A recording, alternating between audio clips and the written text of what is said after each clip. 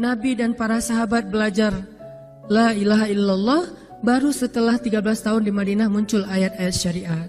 Syariat umroh, syariat haji, syariat puasa, syariat tilawah, syariat hijab. Sehingga ketika ayat hijab turun, perempuan-perempuan yang sudah belajar la ilaha illallah selama beberapa tahun tidak lagi sulit untuk menerapkannya. Begitu ayat hijab turun dibacakan oleh Nabi di dalam masjid, semua sahabat-sahabat mendengar itu dengan sangat perhatian. Lalu mereka semuanya pamitan, ya Rasulullah kami ingin pulang. Ngapain pulang? Mau ngasih tahu ke istri-istri kami supaya berhijab. Emang kamu punya istri? Oh ya enggak. Ada yang jomblo berharap punya istri, terus ngasih tahu ke siapa yang jomblo-jomblo? Itulah kasihannya ya. Enggak bisa ngasih tahu ke kakaknya, adeknya, apalah siapalah, mantannya mungkin. Pulang ngasih tahu ke istri-istri mereka, saudari-saudari mereka, putri-putri mereka, dan perempuan yang mendengar ayat ini dibacakan langsung menutup kepala mereka dengan benda apapun yang ada di tangannya. Mau jemuran, mau baskom, mau apa, pokoknya pegang apa, tutup langsung. Hijab. Kenapa? Ini perintah Allah. Gak mungkin Allah memerintahkan kita sesuatu kecuali ada kebaikan di dalamnya. Itu aja pertimbangannya. La ilaha illallah. Bukan kenapa? Kan lebih nyaman gak pakai hijab. Kan ini, kan itu. Enggak. Satu aja alasannya. Alasan la ilaha illallah. Kalau ini perintah Allah, sami'na wa ata'na. Itu dampak dari la ilaha illallah. Dikasih perintah sesulit apapun, termasuk Zainab dengan Zaid bin Harisah. Pernah kan baca kisah Zainab di surat Al-Ahzab? Mungkin kapan-kapan kita bahas itu. Efek dari la ilaha illallah. Tiba-tiba Nabi datang kepada Zainab. Sebetulnya Zainab ini ada hati kepada Nabi Muhammad. Siapa sih yang gak punya hati untuk Rasulullah ya? Semua cewek juga pasti mengidam-idamkan pengen jadi istri Nabi. Karena otomatis istri Nabi itu adalah dijamin surga. Siapa yang gak pengen jadi istri Nabi di surga nanti punya rumah, satu rumah dengan Nabi, kan keren banget. Kita bisa jadi tetangga Nabi aja di surga udah keren banget, apalagi serumah dengan Nabi. Semua cewek juga pengen jadi istri Nabi, termasuk Zainab, dan itu hal yang wajar. Pas Nabi datang ke rumah Zainab, Zainab udah kegeeran. Nabi bilang kepada keluarga Zainab, saya ingin melamar Zainab. Zainab udah bahagia. Untuk Zaid, untuk Zaid, bukan untuk Rasulullah. Zaid? Siapa Zaid? Anak angkatnya Nabi Muhammad SAW, bekas budak. Mirip-mirip dengan Julaibib. Julaibib itu edisi Madinah, Zaid itu edisi Mekah. Ada dua cowok jomblo yang sama-sama pernah diuji dengan masalah jodoh. Zaid edisi Makkiyah, Julaibib edisi Madaniyah. Dua-duanya jomblo. Dua-duanya orang biasa, gak punya daya tarik. Followersnya gak ada, 0. Bukan selebgram sama sekali. Kata Rasulullah, aku melamar Zainab untuk putraku Zaid bin Harithah, anak angkatnya Nabi. Zainab menjawab apa? Ya Rasulullah, saya gak cinta sama Zaid. Jawaban yang sangat wajar kan? Dan jawaban yang paling sering kita dengar sekarang kan? Maaf ya, aku gak ada perasaan, kita jadi adik kakak aja. Itu kan standar ya? Standar banget lah kayak gitu-gitu. Maaf ya, kita jadi temenan aja. Maaf ya, aku gak ada perasaan apa-apa selama ini. Maaf ya, dan segala macam. Dengan bahasa-bahasa halus tapi nolak intinya. Kenapa gak bilang aja, udah gak usah kesini lagi? Kan jelas sih. Ini dengan bahasa, ya Rasulullah, aku tidak cinta kepada Zaid. Karena cinta juga pertimbangan yang penting. Dan Nabi juga tidak mengizinkan kita menikahkan putri kita dengan seseorang yang putri kita tidak berkenan dengannya. Tetap harus ditanya, ya Rasulullah, saya tidak cinta dengan Zaid. Turun ayat. Katakan kepada orang-orang yang beriman, laki-laki dan perempuan, kalau Allah sudah memerintahkan sesuatu, tidak ada kalimat yang keluar dari lisan mereka kecuali sami'na wa ata'na. Nabi bacakan ayat ini kepada Zainab. Zainab mendengar, ya Rasulullah, Allah yang menyuruh ini. Ya kata Rasulullah, sami'na wa ata'na. Kebayang gak tuh? Efek dari apa? La ilaha illallah.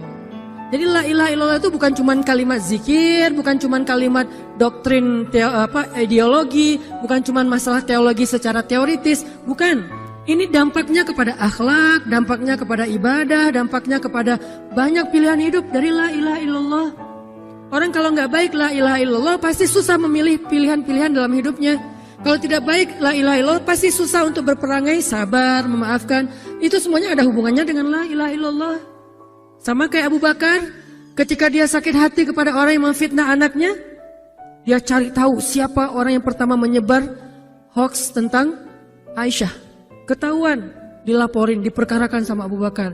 Tiba-tiba turun ayat dari Allah, janganlah orang yang memiliki kelebihan harta di antara kalian bersumpah untuk tidak lagi membantu saudaranya gara-gara sakit hati. Hendaklah dia berlapang dada dan memaafkan. Itu perintah Allah, berlapang dada dan memaafkan. Terus konsekuensinya apa? Balasan janji Allah apa? Ala tuhibbuna ayyaghfirallahu lakum? Tidakkah kamu suka jika Allah memaafkan juga kesalahan-kesalahan kamu? Jadi deal-dealannya dengan Allah, bukan dengan makhluk. Enak aja saya maafin dia, untung di dia, rugi di saya. Enggak. Kalau kita transaksinya dengan makhluk, kita rugi. Tapi kalau kita transaksinya dengan Allah, kita untung. Libatkan Allah dalam urusan kita. Dan ini gak mungkin kita lakukan kalau gak baik. La ilaha illallahnya. Allah nawarin kepada Abu Bakar, ala tuhibbuna ayyaghfirallahu lakum? Tadinya Abu Bakar kesel banget sama tuh cowok. Terus turun ayat ini, wal ya'fu wal yasfahu. Hendaklah dia memaafkan dan berlapang dada. Abu Bakar berat. Tiba-tiba Allah katakan, ala tuhibbuna ayyaghfirallahu lakum? Bala ya Rob. Kata Abu Bakar, tentu ya Allah, kalau gitu saya akan maafkan. Demi supaya Allah memaafkan kesalahan saya. La ilaha illallah. Zainab, sami'na wa ata'na. Ya udah, saya terima Zaid ya Rasulullah. Alhamdulillah. Datang Nabi ke Zaid. Zaid, mau gak nikah sama Zainab? Sebetulnya mau banget, tapi gak pede. Zaid takut Zainab nanti jadi terpaksa menikah dengan Zaid, jadi gak nyaman. Zaid juga gak mau menyulitkan Zainab. Ya Rasulullah, saya gak pantas untuk Zainab. Kata Zaid. Dibacakan lagi ayat ini. Ya Zaid, ini perintah Allah. Oh gitu ya Rasulullah. Sami'na wa ata'na. Buat Zaid sih gampang lah ya.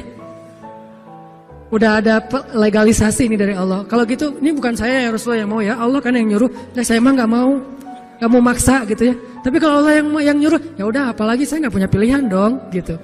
Padahal Zainab, siapa sih yang gak mau cowok sama Zainab? Nikahlah Zainab dengan Zaid.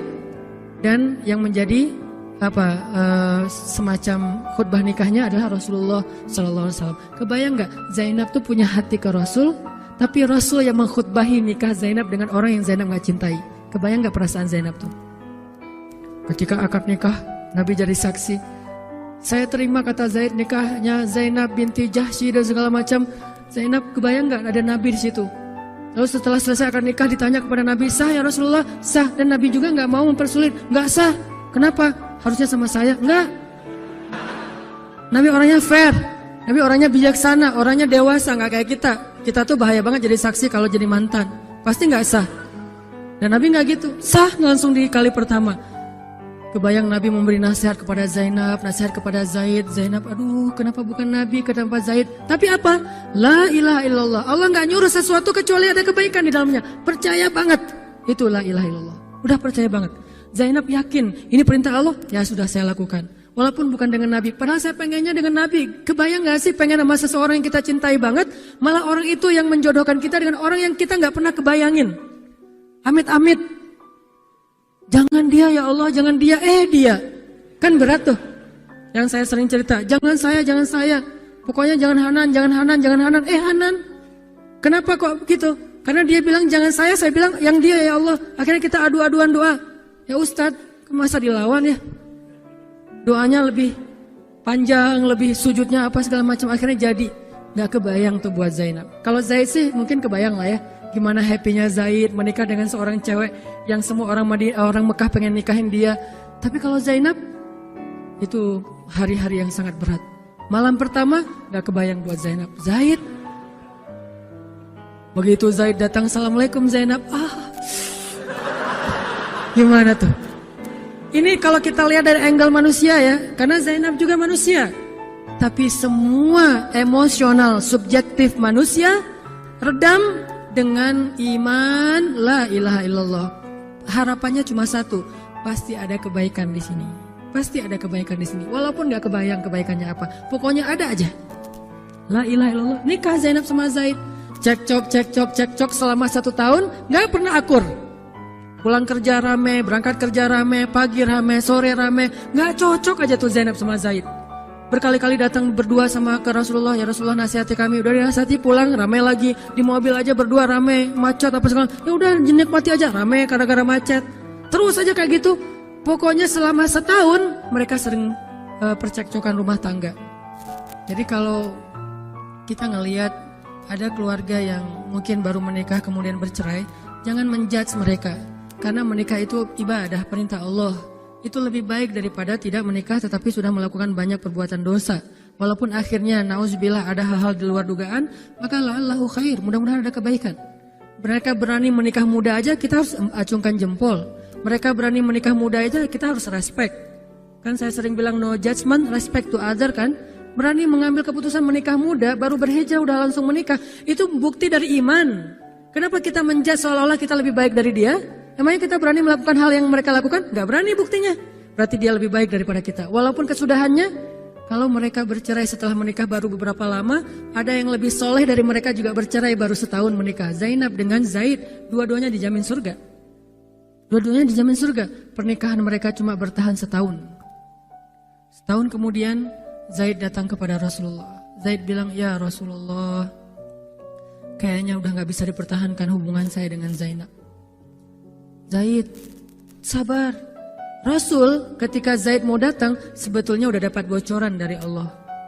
Allah udah ngejapri Rasulullah dalam bentuk ilham. Japrian Allah kan ilham ya.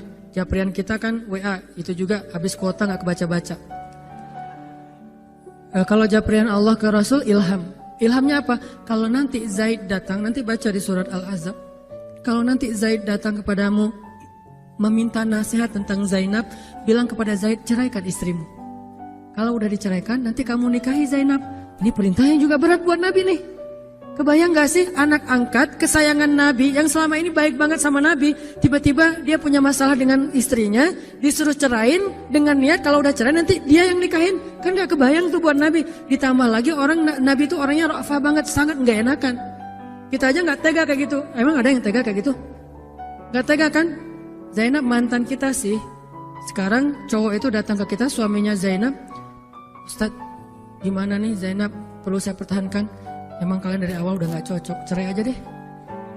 Kenapa? Bentar lagi gue mau nikahin Zainab. Gak kebayang kan? Kok Ustadz ngomong kayak gitu? Dapat ilham. Berat kan? Nabi itu kayak gitu loh, kondisi emosional beliau yang zulzilu, terguncang. Gimana nih caranya? Saya nggak enak banget, nggak tega banget sama Zaid. Kebayang wajah Zaid polos gitu. Ya Rasul gimana nih? Aduh, mau dibilangin ceraikan aja nggak tega. Mau dibilang pertahan tapi Nabi bilang suruh cerai, Allah suruh ceraikan. Akhirnya Nabi memilih emosionalnya, bukan perintah Allah. Wahai Zaid, tahan istrimu, jangan ceraikan. Padahal kata Allah suruh ceraikan. Lihat beratnya Nabi waktu itu. Akhirnya Zaid pulang, gitu ya Rasul. Ya pulanglah Zaid, Nabi gak enak banget sama Allah. Terus akhirnya Zaid sampai ke rumah, namanya Allah yang nyuruh kan gak bisa dirubah ya. Kun fayakun, cerai juga tuh walaupun Nabi bilang sudah bertahan. Allah marah kepada Nabi. Kata Allah, kamu merasa gak enak kepada manusia, tapi kamu merasa enak kepada saya. Diadu oleh Allah tuh coba, emosional. Nabi langsung sujud, ya Allah ampuni saya benar-benar, saya tahu saya gak enak sama Allah, tapi juga saya gak tega sama Zaid. Kebayang gak sih ya Allah wajah Zaid yang polos kayak gitu, disuruh cerain terus saya nikahin istrinya. Gimana perasaan Zaid? Wahai Muhammad, kamu merasa gak enak kepada manusia tapi enak kepada saya Muhammad. Astagfirullah ya Allah, minta ampun Nabi semalaman. Ini benar-benar gak kebayang sama Nabi. Tapi Allah pengertian lah, tahu Allah Nabi itu bukan mau gak taat sama Allah, cuma emang gak tega banget sama Zaid. Akhirnya Allah ngambil keputusan sendiri, Zaid cerai dengan Zainab. Setelah selesai masa iddah Zainab, Allah katakan, Muhammad sekarang datang kepada Zainab, lamar Zainab. Dengan berat hati Nabi, tok pelan gitu, berharap gak dibukain pintu. Langsung udah ditunggu ternyata sama Zainab. Eng gitu, bukain pintu. Pas Nabi datang, Assalamualaikum, Waalaikumsalam gitu. Zainab udah punya firasat. Nabi mengatakan, Zainab, ada perintah dari Allah. Apa ya Rasulullah? Sami'na wa ata'na. Belum juga dikasih tahu. Sami'na. Allah menyuruh saya untuk melamar kamu Zainab. Untuk siapa ya Rasulullah? Curiga kan? Jangan-jangan orang lain lagi nih. Untuk siapa ya Rasulullah? Untuk saya. Masya Allah gitu. Cuman Zainab kan gengsi gitu lah. Masa cewek harus teriak-teriak gitu kan ya? Oh gitu. Padahal masuk ke dalam kamar. Wah gitu ya. Gigit jari apa, gaya-gaya cewek lah ya. Oh gitu, ntar ya saya pikir-pikir dulu sih. Saya istiqoroh dulu, Nabi diistiqorohin. Udah diterima, sami'na wa ata'na. Dan inilah khair, kebaikan yang diharapkan oleh Zainab. Walaupun gak pernah terbayang, gak mungkin dong Zainab berpikir akan cerai setelah setahun kan. Tapi dia hanya yakin Allah tuh gak mungkin nyuruh sesuatu yang gak ada kebaikannya buat kita. Gak mungkin, mustahil. Karena Allah gak pernah zalim kepada hambanya. Kenapa Allah kok muter-muter dulu kayak gitu? Allah pengen lihat Zainab itu menikahi Muhammad karena Allah atau karena dirinya sendiri. Kalau karena Allah, coba yang selain Muhammad berani gak? Ternyata berani. Karena itu dia menjadi layak untuk Muhammad. Kalau dia nggak menerima Zaid, mungkin Zainab tidak akan pernah jadi istri Nabi karena tidak layak. La'allahu khair. Ini buah dari la ilaha illallah. Begitu juga yang masih culun-culun, yang mungkin badannya belum kebentuk, yang jerawatan misalnya kayak gitu, tiba-tiba memimpin pasukan militer yang jumlahnya ribuan, yang barisan pertamanya kibarus sahabah, sahabat-sahabat senior, as-sabiqun al-awwalun minal muhajirin wal ansar. Termasuk siapa di dalamnya? Abu Bakar dan Umar. Kebayang gak tuh? Memimpin pasukan yang di belakangnya itu Abu Bakar dan Umar. Maju! Abu Bakar dan Umar. Ya, maju. Usama. Kebayang Usama yang nyuruh. Abu Bakar. Segaya. Umar maju. Zaid, anaknya Zaid. Tapi tidak ada yang bisa membantah. Kenapa? Itu wasiat Nabi sebelum wafat. Aku perintahkan kalian untuk dipimpin oleh Usamah bin Zaid karena dia adalah anak muda yang luar biasa. Itu hadiah Allah untuk Zaid karena dulu mau menikahi Zainab walaupun hatinya sebetulnya tidak mau. La'allahu khair, la ilaha illallah. Masing-masing dikasih kebaikan dengan cara-cara yang berbeda.